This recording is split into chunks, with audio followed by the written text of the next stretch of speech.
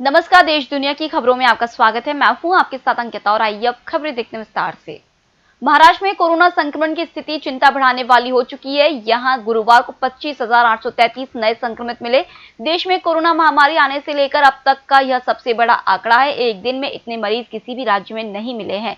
इससे पहले महाराष्ट्र में 11 सितंबर को 24,886 कोरोना संक्रमितों की पहचान हुई थी।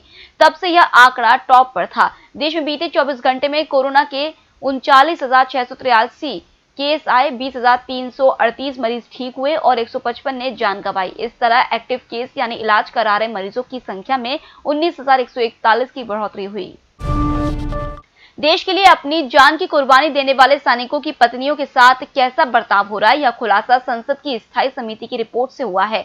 इसमें यह चौंकाने वाली बात सामने आई है कि शहीद की विधवा को सेना में नौकरी देने का ऑफर होने और रक्षा सेवाओं से लेकर स्टाफ सिलेक्शन बोर्ड के कठिन इम्तिहान पास करने के बावजूद उनमें से कई को नौकरी नहीं दी जा रही है। कहा जाता है कि वैकेंसी नहीं है। संसदीय समिति ने कहा है कि सेना में अधिकारियों के स्तर पर अनेक पद खाली हैं और ऐसे में शहीदों की उन विधवाओं को नौकरी से वंचित रखना चौंकाने वाला है। पूना में जनधन खाता खुलवाने के नाम पर करीब 80 लोगों से ठगी का मामला सामने आया है। इसका खुलासा तब हुआ जब लिम्यात के संजय नगर में रहने वाले 21 लोगों को जीएसटी का नोटिस मिला। इन सभी लोगों को 1 लाख से लेकर 2,58,00,000 तक रुपए चुकाने को कहा गया है। नोटिस मिलने वाले लोगों को यह तक पता नहीं है कि उन्हें यह नोटिस क्यों भेजा गया है और आगे करना क्या है। ये सभी यहाँ गरीब तबके के लोग हैं। पूना पुलिस स्टेशन में पीड़ितों ने अर्जी देकर शिकायत दर्ज कराई है। सोनीपत कोर्ट के बाहर बंदी वैन में कुख्यात बदमाश अजय उर्फ बिट्टू को कांस्टेबल महेश ने 3 गोली मार दी। गंभीर रूप से घायल बिट्टू को पीजीआई रोहतक से निजी अस्पताल में भर्ती कराया गया है। बदमाश बिट्टू को रोहतक से पेशी पर लाया गया था। कांस्टेबल महेश सुरक्षा में तैनात था। पुलिस सूत्रों के अनुसार महेश ने गैंगस्टर रामकरण मियापुर से 50 लाख रुपए की सुपारी लेकर प्लानिंग के साथ घटना को अंजाम दिया। इस वारदात के 7 मिनट बाद ही इसी गैंग के साथ बदमाशों ने बिट्टू के पिता कृष्ण को गांव बरोड़ा में गोलियों से भून दिया। कृष्ण की मौके पर ही मौत हो गई।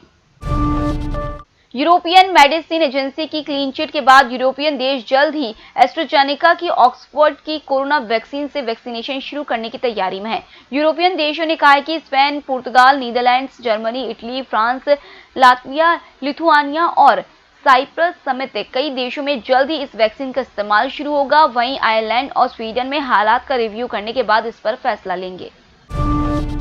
पाकिस्तान की स्वात घाटी। इस घाटी का नाम सुनते ही जहन में सबसे पहले आतंकवाद, चरमपंथ और तालिबान जैसे शब्द आते हैं, लेकिन अब यहाँ शांति है। 11 साल बाद इस वैली में पर्यटकों की आहट सुनाई दे रही है। स्वात में 100 से ज्यादा मठ और मंदिर पुराने वैभव में लौट रहे हैं। इटली से आए पुरातत्वविदों की टीम ने डायनामाइट से उड़ाई बुद्ध की प्रतिमा को मूल रूप दे दिया है। इटली सरकार ने इस घाटी को संरक्षित करने के लिए 20 करोड़ रुपए खर्च किए हैं।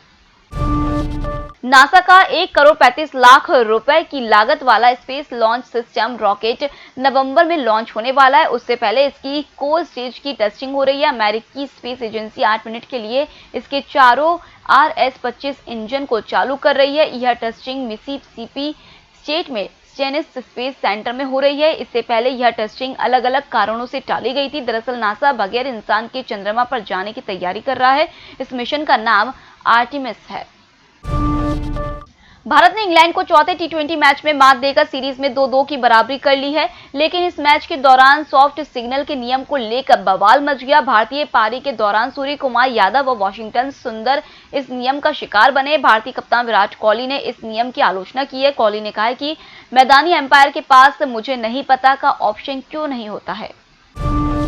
अगर आप घर खरीदने की सोच रहे हैं तो आपके लिए यह समय बेहतर साबित हो सकता है। एक तरफ होम लोन की ब्याज दरें तो सस्ती ही है, दूसरा आपको घर भी इस समय आपके बजट में मिल सकता है। Global property consultant company Knight Frank की एक रिपोर्ट के मुताबिक भारत में घरों की कीमतें पिछले साल के मुकाबले 3.6% कम हो गई है। घरों की कीमतें बढ़ने की लिस्ट में 56 देशों को शामिल किया और इनमें भारत सबसे निचले पायदान यानी 56वें पायदान पर है। शेयर बाजार में शुरुआती गिरावट के बाद खरीदारी है। बीएसई सेंसेक्स 134 अंक की बढ़त के साथ 49,350 पर कारोबार कर रहा है। कारोबार के दौरान इंडेक्स दिन के सबसे निचले स्तर 48,586 तक भी पहुंचा। इंडेक्स में 30 में से 18 शेयरों में बढ़त है। एनटीपीएस के शेयर में सबसे ज्यादा 3% बढ़त है।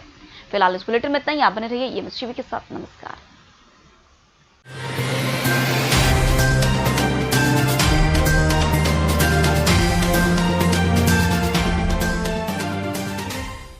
निष्पक्ष, निर्भीक और विश्वसनीय खबरें देखें सिर्फ EMS टीवी पर। डाउनलोड करें EMS न्यूज ऐप।